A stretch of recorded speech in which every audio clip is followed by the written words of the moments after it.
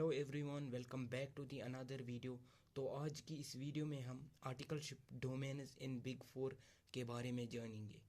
तो स्टार्ट करते हैं ऑडिट या तो टैक्सेशन में। आप आर्टिकलशिप बिग फोर में ऑडिट में भी कर सकते हैं, टैक्सेशन में भी कर सकते हैं। तो सबसे पहला ही पॉइंट उठाएंगे ऑडिट। अगर आपने ऑडिट बिग फोर में ऑडिट चूज़ किया तो वहाँ पर आपको मतलब दो चीज़ें मिलेंगी, या तो स्टैच्यूटरी ऑडिट या तो रिस्क मैनेजमेंट, या तो हम इसको इंटरनल ऑडिट भी कह सकते हैं। अगर आपने स्टैच्यूटरी ऑडिट चूज़ किया तो इसमें आपको फर्दर 4 कैटेगरीज मिलेंगी। सबसे पहले फाइनेंशियल सर्विसेज, दूसरा मैन्युफैक्चरिंग सर्विसेज, तीसरा अदर सेक्टर्स। तो इनकी हम अभी जानेंगे, तो इनके बारे में हम अभी जानेंगे। सबसे पहले फाइनेंशियल सर्विसेज। फाइनेंशियल सर्विसेज आप स्टैट्यूटरी ऑडिट में जो ये अलग अलग होते हैं फाइनेंशियल सर्विसेज में आते हैं, जैसे कि बैंक्स वगैरह, वो उनमें आप स्टैट्यूटरी ऑडिट कर सकते हैं। तो पहले ये जानिए स्टैट्यूटरी ऑडिटर करता क्या है।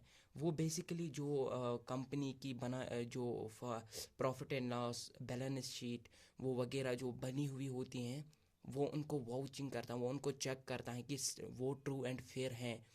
तो फिर उसे लास्ट में एक साइन करना पड़ता है। तो फिर वो एक balance sheet true and fair कहलाई जाती हैं। तो आप स्टैट्यूटरी ऑडिट फाइनेंशियल सर्विसेज में भी कर सकते हैं, मैन्युफैक्चरिंग सेक्टर्स में, अदर सेक्टर्स में। तो अब आते हैं फाइनेंशियल सर्विसेज, तो मैंने बोला। अब मैन्युफैक्चरिंग भी बोलते हैं। मैन्युफैक्चरिंग सर्विसेज होते हैं जैसे कि नेस्ले हो गए, कुछ कंपनीज़ की बात मैं यहाँ पर करूँगा, जैसे कि नेस्ले, और भी बहुत सारे हैं जैसे कि नाइकी, जो कुछ मतलब मैन्युफैक्चर करते हैं। उनमें भी आप मतलब आर्टिकलशिप स्टैट्यूटरी ऑडिट में कर सकते हैं। अब आते हैं तीसरे पॉइंट पर, जो कि हैं अदर सेक्टर्स। अदर सेक्टर्स में क्या आता है, इनमें वो आता है जो फाइनेंशियल सर्विसेज और मैन्युफैक्चरिंग में नहीं आता है, जैसे कि टेली कम्युनिकेशन हो गया, न्यूज़ चैनल्स, वो एट्सट्रा, उनमें भी स्टैट्यूटरी ऑडिट का काम होता है। अब आते हैं दूसरे पॉइंट पर, इंटरनल ऑडिट और रिस्क मैनेजमेंट।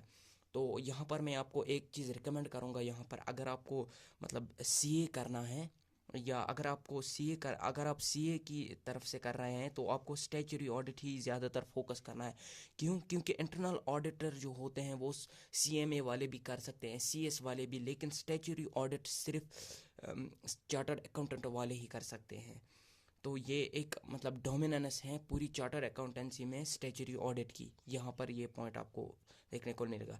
इंटरनल ऑडिट में बेसिकली वो मतलब इंटरनल ऑडिट में आप मतलब चूज़ कर सकते हैं ऑडिटिंग में, इसको हम रिस्क मैनेजमेंट भी कह सकते हैं। तो अब आ जाते हैं दूसरे पॉइंट पर, यहाँ पर टैक्सेशन में। अगर आप टैक्सेशन में ज्वाइन करना चाहते हैं अपना आर्टिकलशिप, उसमें अभी फर्दर 2 कैटेगरीज आपको देखने को मिलेगी वहाँ पर, डायरेक्ट टैक्सेशन और जीएसटी। जीएसटी के फर्दर कैटेगरीज नहीं हैं, लेकिन डायरेक्ट टैक्सेशन के हैं।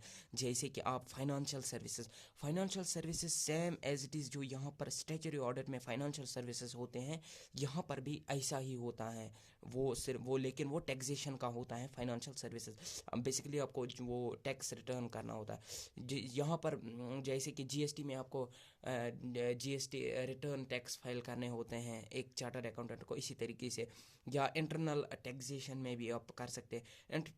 इंटरनल टैक्सेशन में फर्दर वेरियस कैटेगरीज आते हैं, तो यहाँ पर जगह नहीं थी, तो इसलिए मैंने वो यहाँ पर नहीं लिखा। ट्रांसफ़र प्राइसिंग में भी कर सकते हैं, मर्जर्स एंड एक्विजिशंस में भी कर सकते हैं। मर्जर्स एंड एक्विजिशंस ये एक मतलब जो मर्ज, यहाँ पर मैं आपको बताऊंगा, ये मर्जर्स एंड एक्विजिशंस है ना, यहाँ पर एक इन्वेस्टमेंट बैंकर जिसको बनना है ना, वो इसको ज़्यादा चूज़ करता है। क्यों?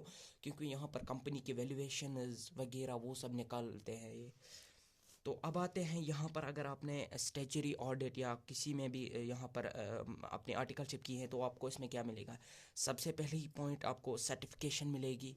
सर्टिफिकेशन जीएसटी ऑडिटिंग आप कर सकते हैं, टैक्स ऑडिट कर सकते हैं, या किसी भी तरीके की ऑडिटिंग आप कर सकते हैं।